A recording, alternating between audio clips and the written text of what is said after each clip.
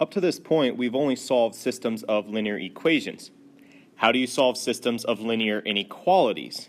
Because there are ranges of possible values, we can only do so by graphing. So the intersection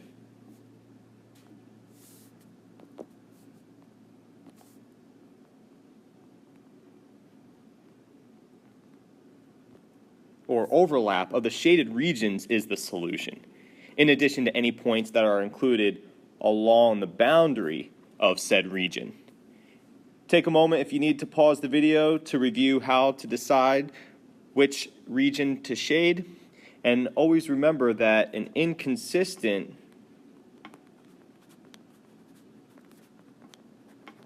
system has no solution. That's when the graphs don't overlap. Jumping into the first example, here we're already set up in y equals mx plus b form, so to speak, so slope-intercept form. So I could go to my graphs right away.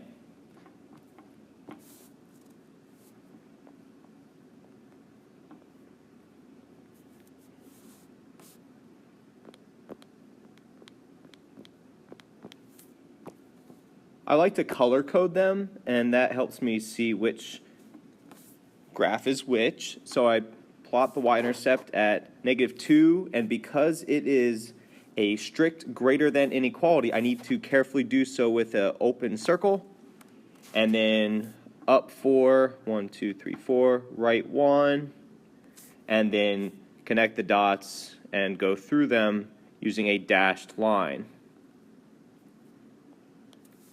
To figure out the shading, it's y greater than. Y is vertical, and greater than means up, so then I'm going to shade this left side.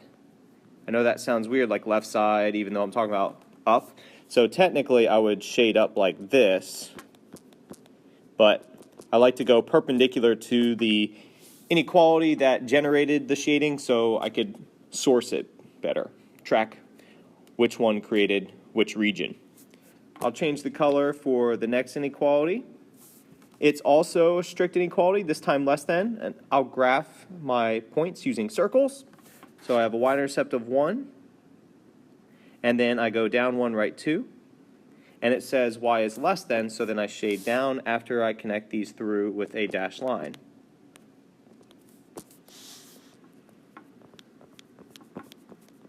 So at this point, you could either just say, okay, this region over here is the solution or the answer, because that's where all the overlap is taking place.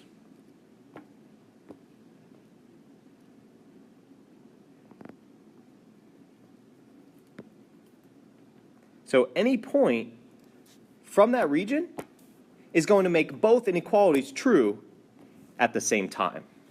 And graphically is how you solve a system of linear inequalities. So moving on to the next example, what I need to do first is write each inequality in slope-intercept form.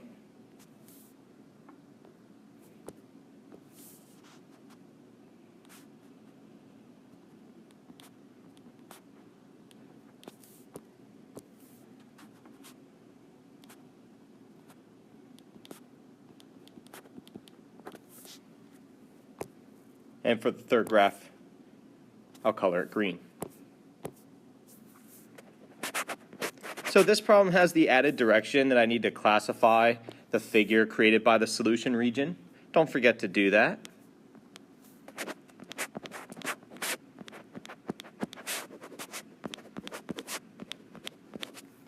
Plotting the first graph, I have a y-intercept of -2, and it's greater than or equal to, so I plot a point, and then go up 1, right 1, and connect those dots through with a solid line. And it says y is greater than or equal to, so then I shade up.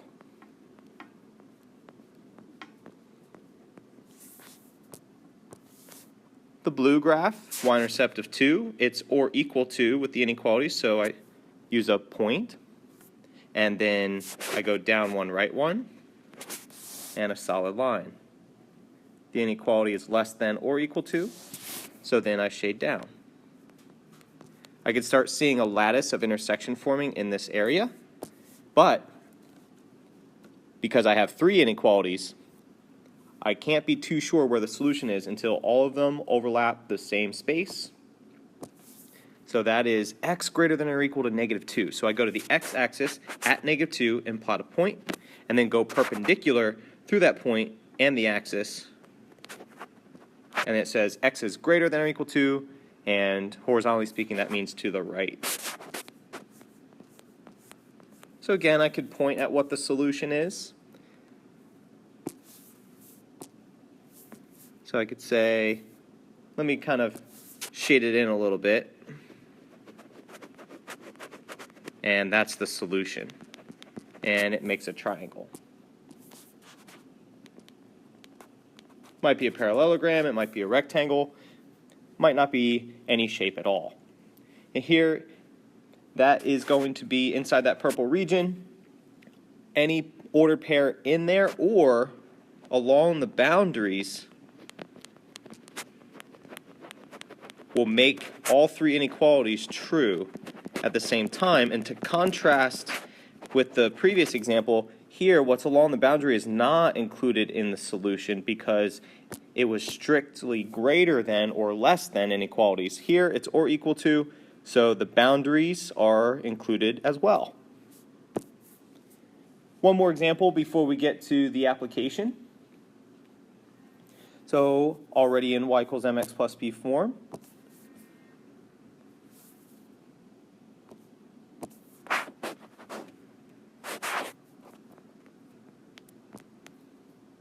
ideally, you want to label your axes. Typically, vertical is for y, and the independent is x, the horizontal.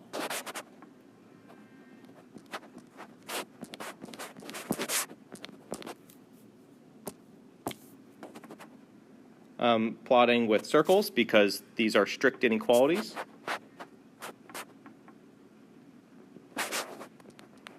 Dashed lines go with greater than or less than. And here it's saying y is less than, so then I shade down.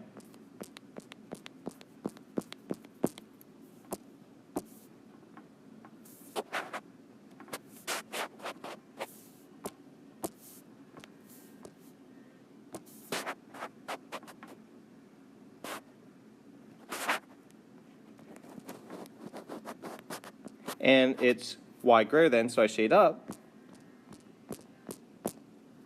And because there is no overlap, there is no solution to this system of linear inequalities. Let's talk about this a little more. We could see from the beginning that the slopes of the 2 lines were equal. Therefore, they're either the same line or they're parallel lines. So then when you look at the y-intercepts and find that they are different, you know going in that you have parallel lines. That does not mean we have no solution.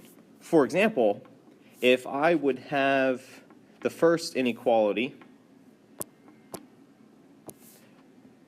with greater than instead of less than, I would have shaded this way. And therefore, this side would have been the solution. And vice versa. If I had the second inequality reversed, like this, then I would have shaded across this way, and then this would have been the solution. So wherever there is overlap. Now to the application. Inequalities work really well with real-world situations because oftentimes there's more than one answer. So in this problem, we need to interpret from the words to a system of linear inequalities. So as I read, if I come up with a variable, I'll label as x, and then the next one I come across, I'll label as y. And it's always important for you to know which generic variable represent what specific quantity in the context of the problem. So Lauren wants to paint no more than 70 plates for the art show. Okay, so the first thing that I want to do is to have an equation for the number of plates.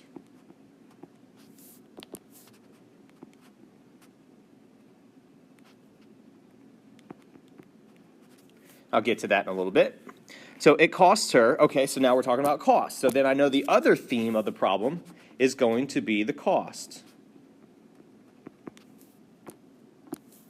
It costs her at least, okay, so then that's probably going to be greater than or equal to at least $50 plus $2 per item to produce red plates. Okay, that's the first thing that I've come across, so I'm going to label that as X. And then $3 per item to produce gold plates. I'm going to label that as Y. She wants to spend no more than $215. Okay, so that's going to be less than or equal to. Going into the first inequality, the number of plates, it didn't say anything about those quantities except in the first sentence, no more than 70. So that's going to be X plus Y is less than or equal to 70. And then in the second, when it's dealing with cost, it says at least 50, so it's 50 plus $2 per item for red plates, or X, so that's 2 times X. And then we're going to add that to, it's $3 per item to produce gold plates, or 3 times Y. And our budget restricts us to $215 or below. So that is the system of linear inequalities. And now we want to come up with a graph so that we can figure out all the possible ways that we could produce the 2 different types of plates for this art show. When you are working with a real-world problem where negatives don't make sense, you want to stay in the first quadrant. So that's why we want to graph using intercepts. So the intercepts of the number of plates, we're going to have 70, 0, and 0, 70. And remember, to find the x-intercept, you put 0 for y. To find the x-intercept, you put 0, x-intercept, 0 for y, and then for the y-intercept, you put in 0 for x. And then you solve accordingly. Go into equals because you want to know exactly where that point would be. For the second linear inequality, after doing some math using a calculator as needed, the intercepts are as follows: 82.5 for the x-intercept, and the y-intercept is 0,55. So for my graph, I'm going to go in increments of 10, staying in just the first quadrant.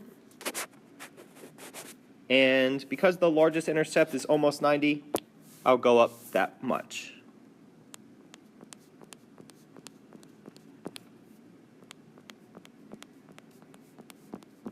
I do want to label my axes, so vertical, the Y, is going to be gold plates.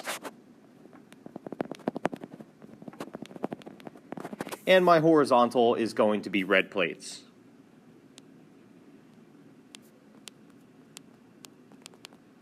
Hopefully you get the idea. It's a little squashed. And now I want to label the start, and I'll go every other. It's going to be clear enough, but then I don't get jumbled numbers.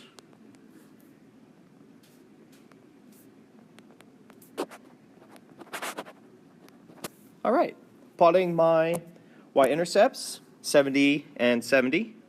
I do so with dots because it's or equal to, and then I connect the dots.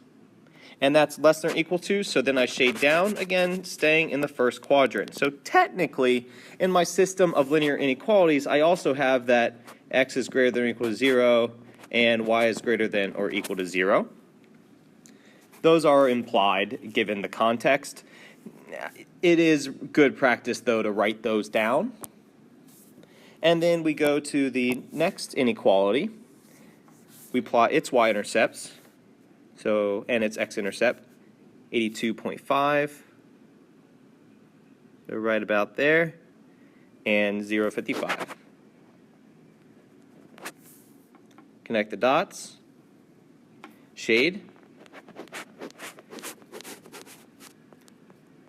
and these are also applicable to the second inequality. And now we can see what the overlap is.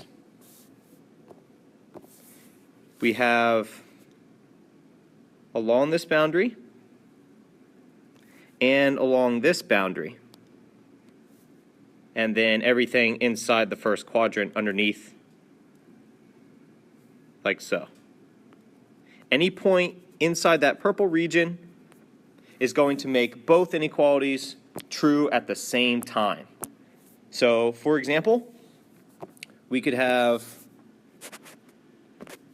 let's see, that point would represent 20, and so 20 red plates, and then 30 gold plates. That would meet the constraints or the requirements of these linear inequalities.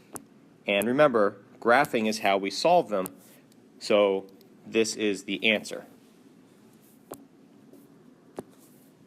So, your turn. I would recommend pausing the video here and then trying this on your own. And notice this is going to throw back to absolute value. See how you do, and when you're ready, you could hit play on the video again. So I'm going to label this with colors like I have in the past.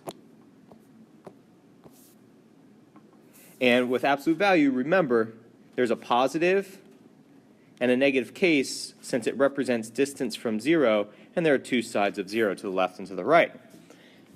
So in other words, before you substitute in for, when you substitute in for x, you could substitute in -2 or +2, and that absolute value will still give you that 2 over here. So we actually have a system of 3 linear inequalities.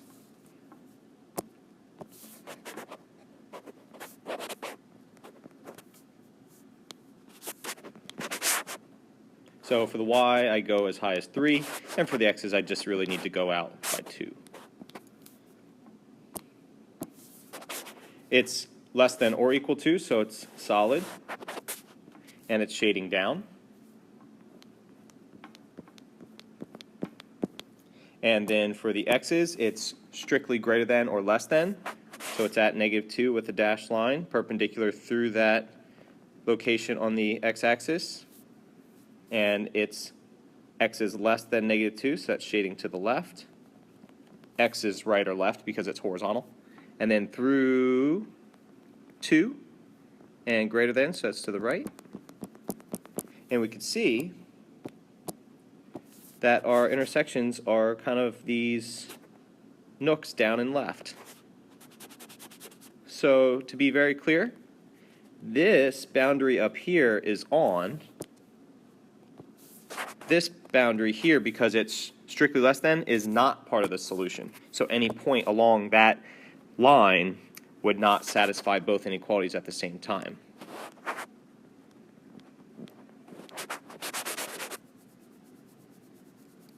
And so you have these two regions. And that's how you solve systems of linear inequalities.